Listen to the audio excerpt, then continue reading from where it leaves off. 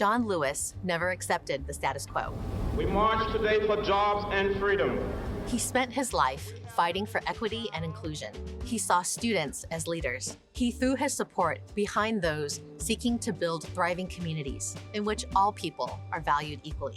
John Lewis helped pave the way for the Civil Rights Act of 1964 and the Voting Rights Act of 1965. Lewis served 17 terms in the House of Representatives and later became known as the conscience of Congress. It is a great honor to name College 10 as John R. Lewis College.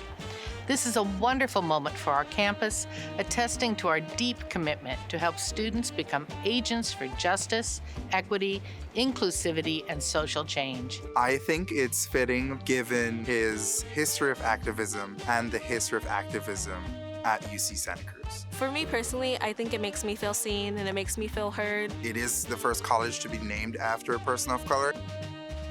John R. Lewis College is the youngest of the residential colleges here at UC Santa Cruz, founded in 2002. It is the home of about 1,500 undergraduate students. Over the 2 decades it's existed, it's had a robust series of programs that support students as positive change agents in our society and our world. Division of Social Sciences and John R. Lewis College have been partners since the college's beginning. This opportunity will amplify and expand our existing programs rooted in social justice alongside our curious and creative students.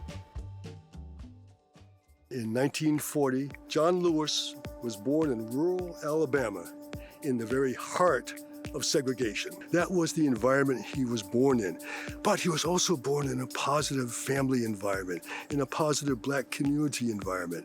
In 1961, John Lewis took part in what became known as the Freedom Rides. The Freedom Riders were men and women, Black and white, who got on buses to travel interstate, across state lines, which was forbidden by segregationist law in the South, and to open up public transportation for the public.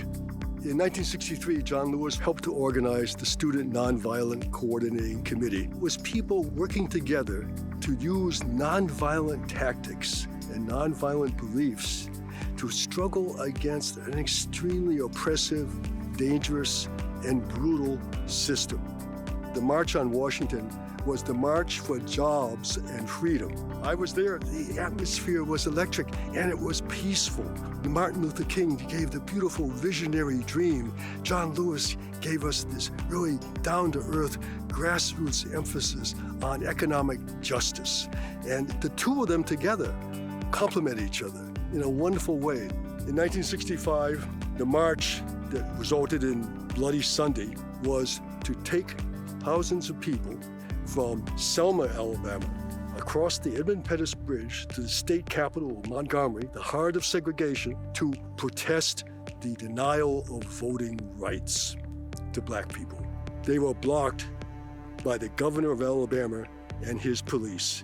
The police then suddenly charged them and started beating them with these long nightsticks, and they were beaten nearly to death.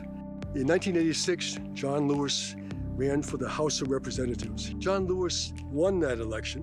When he was in the House of Representatives, John Lewis played a major role in pushing for health care reform, for example. No one should be denied health care. There can be no discrimination. For educational development, for securing the Voting Rights Act. He maintained a persistent pattern of compassionate politics. He held his seat in the House of Representatives until his death in 2020 at the age of 80. Our goal is to teach students what it means to be social change agents. That comes with an understanding of history and legacy, of the hard work of those who have come before us. This starts right when they arrive here and take their first class in the core course, where they learn about issues of racism, homophobia, sexism, xenophobia, and other forms of discrimination and oppression in our society, and grapple with their own positionality. I really loved my core class. I loved my professor, and it just embodied all the ideas that I agree with. They move towards different programs that they're interested in, whether it's from facilitating a class through the Social Justice Issues Workshop to actually organizing and implementing an entire day-long conference called Practical Activism. One of the programs in the making is the Good Trouble Academy. The Good Trouble Academy will host the myriad of opportunities that our students have to engage with our theme of social justice and community, both inside and outside of the classroom. The naming provides institutional longevity for the progressive ideas that he so embodied. Congressman Lewis was very ill, but very determined until the end. He wanted to leave a message. He wanted to encourage others. He wanted to inspire good troublemaking. The key is don't ever give up. It's not going to happen overnight. Be prepared. Stay focused. Do what you know to be the right thing to do. And to the extent that we do that, we are continuing his legacy.